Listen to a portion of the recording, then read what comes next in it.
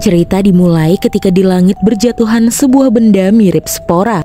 Spora yang terjatuh tepat di atas sebuah festival musik terbuka ini kemudian mengeluarkan sesosok makhluk kecil mirip seekor larva yang menggeliat dan berjalan ke arah seorang pria yang sedang mabuk. Makhluk itu kemudian masuk lewat lubang telinga pria tersebut dan kemudian tiba-tiba ia langsung mengejang dan tubuhnya jadi tidak terkendali lagi. Pria itu kemudian berjalan ke arah gerumunan orang-orang yang sedang menari dan kemudian menjadi monster dan langsung menyerang orang-orang yang ada di sana tanpa ampun. Semua orang yang bisa menyelamatkan diri kemudian berlari sekuat tenaga. Dan ini dia drama Parasite The Grey.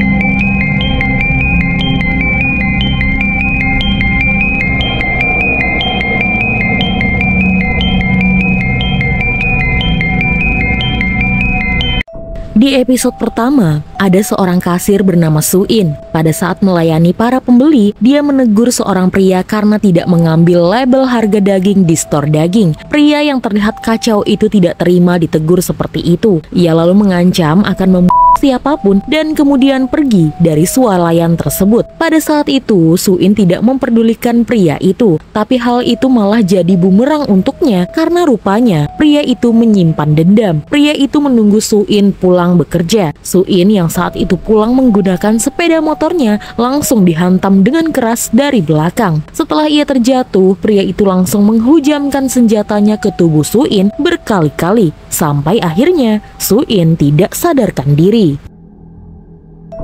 Peristiwa tersebut akhirnya diketahui oleh warga setempat dan melaporkannya ke polisi. Seorang detektif bernama Chulmin terkejut setelah mengetahui korban adalah orang yang ia kenal. Namun anehnya, pihak polisi terheran-heran. Banyak darah di baju Suin yang setelah diidentifikasi adalah darahnya sendiri. Namun anehnya, tidak ada luka di tubuhnya Suin. Luka-luka yang terlihat justru adalah luka kering alias luka lama. 아무 이상은 없다고 합니다.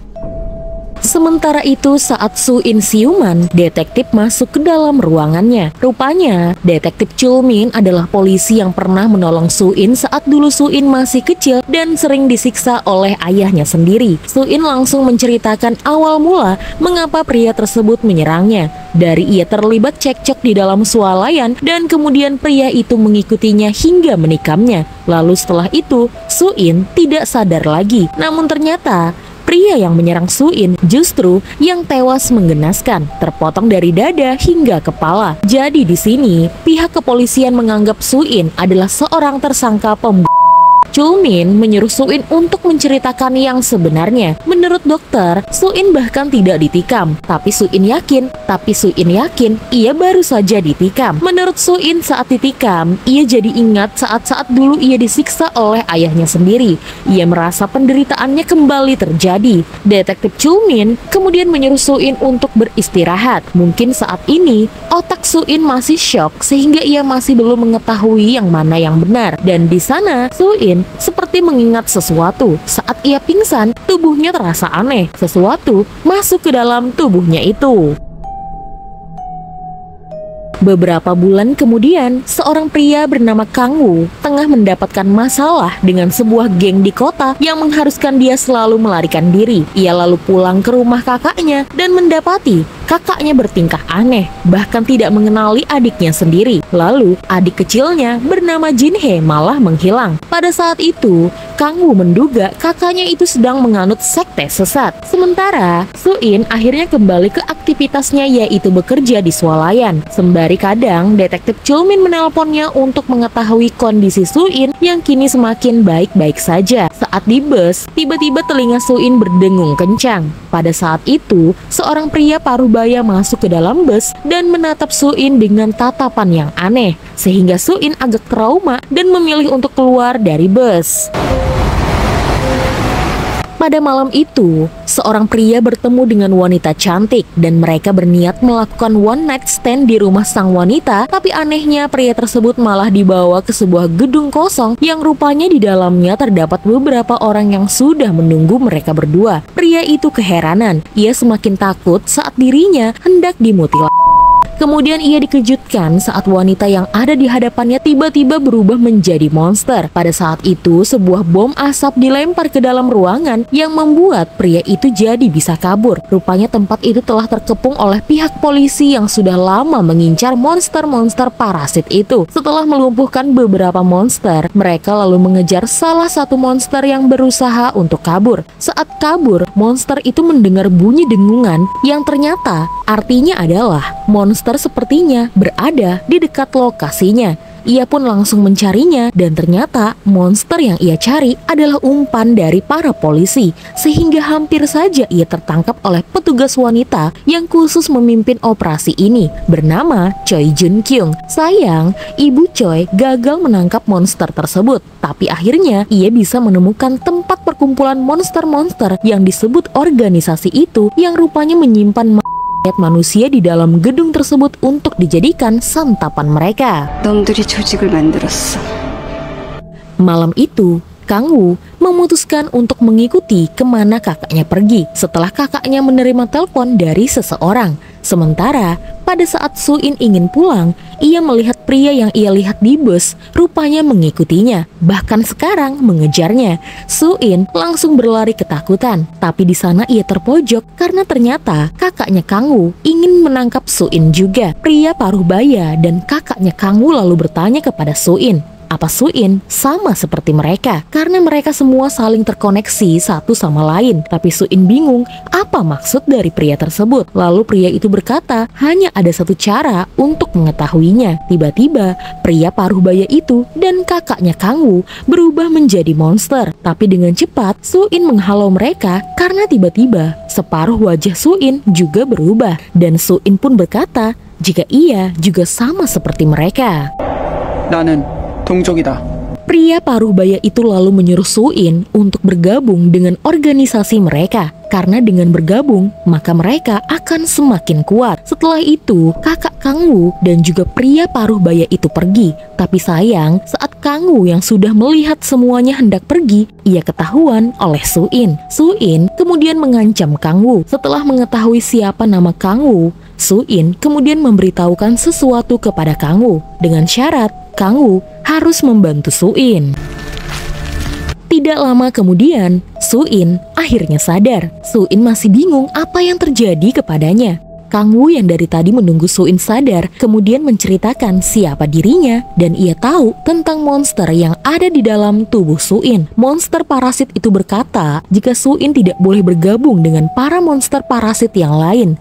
Sebenarnya saat monster itu masuk ke tubuh Soo-in, ia harus memakan otak Soo-in. Tapi karena tubuh Soo-in banyak luka akibat tikaman, maka monster parasit itu membagi nyawanya dan menyembuhkan luka Soo-in, sehingga mereka berdua pun bersatu di tubuh yang sama dan menjadi simbiosis mutualisme atau bisa disebut sebagai varian. Setelah menjelaskan jika ada sejenis parasit di dalam diri Soo-in, Kang Woo kemudian pergi meninggalkan Soo-in. Malam itu, Soo-in yang masih bingung kemudian menulis di bukunya, apa ada seseorang di dalam diriku. Setelah itu ia pun beristirahat sambil melihat jamnya yang menunjukkan pukul 11:25. Tapi baru beberapa saat, tiba-tiba jam berganti pada jam 11:30, seolah-olah waktu seakan cepat berlalu. Ternyata monster itu baru saja mengambil tubuh Soo-in dan langsung menulis di bukunya jika semua yang diceritakan oleh Kang Woo benar adanya. Ia ingin Soo-in bertanya lagi dan ia akan menjawabnya. Soo-in pun bergegas bertanya siapa dan dari mana monster yang ada di dalam dirinya berasal. Pagi hari pun menjelang dan monster parasit itu sudah banyak menuliskan penjelasan di dalam buku Soo-in. Pada hari itu, kepolisian satuan khusus dan juga detektif Chulmin diundang untuk masuk ke dalam satuan investigasi baru yang dibentuk secara rahasia. Anehnya, sebelum masuk, mereka harus melakukan serangkaian tes ronsen terlebih dahulu. Dan setelah dinyatakan baik-baik saja, barulah mereka bertemu dengan pemimpin organisasi yang disebut dengan The Grey. Choi Juk Kyung lalu menjelaskan, terbentuknya satuan khusus ini setelah mereka menerima kasus di festival musik di mana banyak orang terbunuh tanpa motif. Dan mereka menemukan satu video yang membuktikan jika pelakunya adalah seorang monster. Monster yang bisa menebas semua orang. Dan ia disebut sebagai organisme parasit. Dan Ibu Choi kemudian menunjukkan salah satu parasit yang sudah ia tangkap dan tidak bernyawa lagi. Ia menjelaskan asal-usul monster parasit ini. Mereka jatuh entah dari mana, lalu larvanya akan masuk ke dalam mulut atau telinga atau mata manusia dan kemudian memakan otak manusia agar bisa mereka kendalikan. Setelah bermutasi, mereka bisa merubah kepala mereka sesuai dengan keinginan parasit itu. Mereka menyusup ke tengah-tengah manusia untuk mencari mangsa. Dan manusia yang sudah disergap oleh parasit ini tidak bisa menjadi manusia yang dulu kita kenal. Mereka sudah dikuasai oleh parasit tersebut. Maka dari itu, mereka harus segera memusnahkan parasit-parasit ini dengan cara mereka harus mengeluarkan banyak darah atau menghancurkan jantungnya. Lalu, cara mudah untuk mengetahui apakah manusia yang kita temui ini adalah parasit atau bukan dengan cara mencabut rambut mereka. Parasit ini bersel tunggal. Jika memotong sedikit organ yang diambil, maka ia tidak bisa kembali ke inangnya, sehingga akan mengering dan mati. Tidak hanya menjelaskan bagaimana mereka harus memburu parasit ini, Ibu Choi juga memperlihatkan contoh parasit yang masih hidup yang telah mengambil suaminya. Ya, suami Ibu Choi telah diikat dan dipakaikan helm khusus agar ia tidak bisa merubah kepalanya. Suami Ibu Choi yang kini menjadi parasit ini menjadi tanda kutip anjing pemburu bagi para polisi, karena semua parasit memiliki gelombang otak untuk mendeteksi parasit lainnya. Makanya Ibu Choi menggunakan parasit yang ada di dalam suaminya sebagai radar untuk menemukan parasit yang lainnya. Sementara itu, Soo-in kemudian membaca apa yang ditulis oleh parasit yang ada di dalam tubuhnya. Hampir sama dengan penjelasan Ibu Choi jika ia adalah seekor larva yang masuk ke tubuh manusia dan memakan otak manusia. Tapi pada saat itu, Soo-in terluka parah, sehingga parasit itu memulihkan Soo-in terlebih dahulu. Namun hal tersebut malah membuatnya gagal mengambil alih otak Soo-in sepenuhnya. Jadi, mereka sama-sama bisa hidup di satu tubuh. Parasit tersebut hanya bisa mengambil kesadaran Soo-in selama 15 menit sehari dan akan ia gunakan untuk menyelamatkan Soo-in dari parasit yang lainnya. Jadi, jangan sampai Soo-in ketahuan jika ia adalah parian. Jika tidak, parasit-parasit itu bisa membunuh Soo-in. Terlalu beresiko jika Soo-in mendekati mereka semua. Parasit itu juga ingin Soo-in mengetahui tubuhnya saat berubah. Ia meninggalkan videonya di ponsel Soo-in dan Soo-in hanya bisa menangis melihat keadaannya menjadi seperti ini.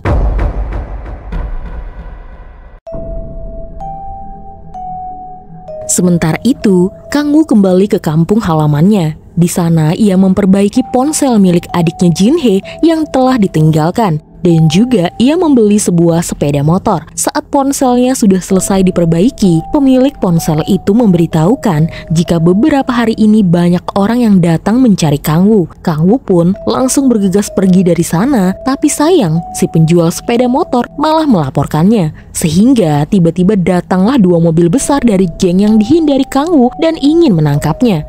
Kang-woo yang sudah tahu jalan-jalan tikus di kampung halamannya ini dengan mudah kabur dari mereka semua. Awalnya, kedatangannya ke kampung halaman ingin mencari keberadaan adik bungsunya. Dan ia curiga organisasi monster yang merubah kakaknya ada sangkut pautnya dengan hilangnya adiknya ini.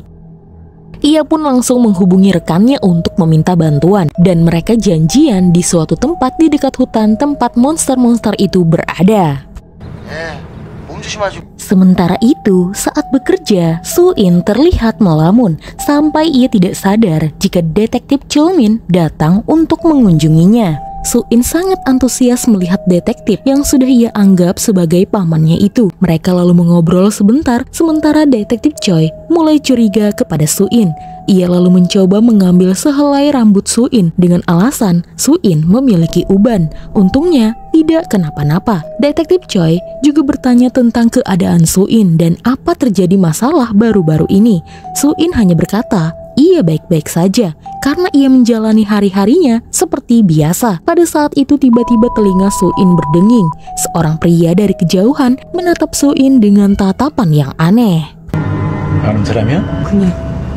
Malam saat Soo-in pulang bekerja, ia dihadang oleh kakaknya Kang-woo dan juga pria paruh baya yang aneh kemarin dan menyuruhnya untuk segera masuk ke dalam mobil karena pimpinan mereka, yaitu pendeta, ingin bertemu dengan Soo-in.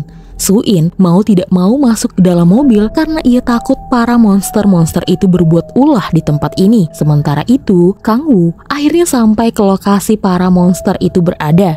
Dari kejauhan, ia melihat Suin ikut masuk ke dalam tempat berkumpulnya monster-monster parasit itu. Ia begitu kesal melihat Suin karena parasit yang ada di dalam tubuh Suin sudah pernah berpesan untuk tidak dekat-dekat dengan monster yang lainnya. Lalu, Kang Woo melihat sebuah gudang yang ada di sampingnya dan memutuskan untuk masuk ke dalamnya. Rupanya, gudang itu adalah tempat manusia yang sudah disimpan oleh monster itu. Tiba-tiba pada saat itu, seorang monster masuk ke dalam gudang tersebut. Monster itu curiga ada seorang penyusup yang masuk ke dalam gudang penyimpanan mereka. Kang Woo kemudian berusaha untuk kabur dengan pergi diam-diam. Tapi saat mau kabur, Kang Woo malah melihat mayat adiknya, Jin Hye, yang sudah terbujur kaku. Ia lalu menangis dalam diam dan mengusap kepala adiknya itu. Setelah itu, Kang Woo memutuskan untuk menyerang monster tersebut yang langsung membuat kegaduhan. Sementara itu Suin kemudian bergabung dengan parasit lainnya. Pemimpin mereka memberitahukan jika polisi sudah mengetahui keberadaan mereka dan sekarang polisi-polisi itu tengah memburu mereka semua. Intinya, mereka harus berkumpul dan menciptakan organisasi selayaknya manusia agar terus bertahan hidup. Namun tiba-tiba mereka mendengar kegaduhan yang dibuat oleh Kang Woo.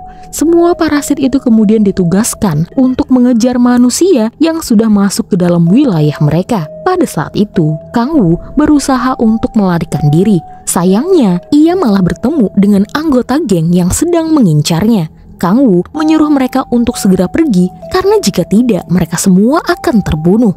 Tidak berapa lama kemudian, monster-monster itu sudah mengepung anggota geng tersebut yang mereka kira adalah penyusup. Monster itu langsung membabat habis anggota geng itu, sementara Kang Woo kabur dari sana. Saat Kang Woo berlari, ia bertemu dengan Suin dan kemudian berlari bersama. Mereka kemudian menemui rekan Kang Woo yang dari tadi menunggunya, dan mereka pun kabur bersama. Di perjalanan, Kang Woo akhirnya tahu jika rekannya inilah yang telah memberitahukan lokasinya kepada anggota-anggota geng tersebut. Rekan Kang Woo berniat menghabisi Kang Woo di dalam mobil. Untungnya masih bisa Kang Woo cegah dan pada saat itu, seorang parasit yang bisa terbang datang ke arah mereka. Parasit itu pun terjun ke atas mobil yang sedang melaju kencang. Lalu kemudian, parasit yang ada di dalam tubuh Suin pun keluar dan berkelahi dengan parasit yang tengah menghalau mereka. Sementara mobil yang dikendarai oleh Kang Woo hampir saja jatuh ke dalam jurang karena kehilangan kendalinya. Pada saat itu, Kang Woo yang sadar jika mobil ini akan segera jatuh, kemudian langsung membangunkan rekannya yang tengah pingsan. Meski dikhianati, Kang Woo tetap peduli kepada rekannya itu. Sebelum rekannya menghembuskan napas terakhirnya, ia berkata jika sebenarnya teman-teman Kang Woo sudah mengkhianati Kang Woo dan mereka semua menjual Kang Woo kepada geng Yongdongpu, geng yang tengah mengincar Kang Woo. Setelah berkata seperti itu, rekan Kang Woo pun pergi untuk selama-lamanya. Sementara Suin dan parasit jahat itu masih bertarung. Parasit jahat itu bingung, bukankah mereka adalah parasit yang sama? Tetapi mengapa parasit Suin bergabung dengan manusia? Itu berarti parasit Suin adalah ancaman bagi mereka sehingga ia harus melapor kepada pimpinan. Saat parasit jahat itu hendak terbang pergi, parasit yang ada di dalam tubuh Suin langsung menangkapnya dan kemudian membunuhnya. Sebelum parasit jahat itu mati, ia berkata jika parasit Suin adalah musuh sesama dan ia sangat keji. Setelah parasit jahat itu mati, Suin sempat kehilangan kesadarannya. Sebelum akhirnya ia siuman dan sadar jika Kang Woo sedang butuh pertolongannya. Karena Kang Woo tidak bisa keluar dari mobil yang mau jatuh ke dalam jurang. Sayangnya, karena Suin tidak bisa menolong Kang Woo dan Kang Woo hampir saja jatuh ke dalam jurang, parasit Suin pun keluar dan menolong Kang Woo. Menurut parasit yang ada di dalam tubuh Suin ini, inangnya alias Suin tidak berguna untuk bertahan hidup.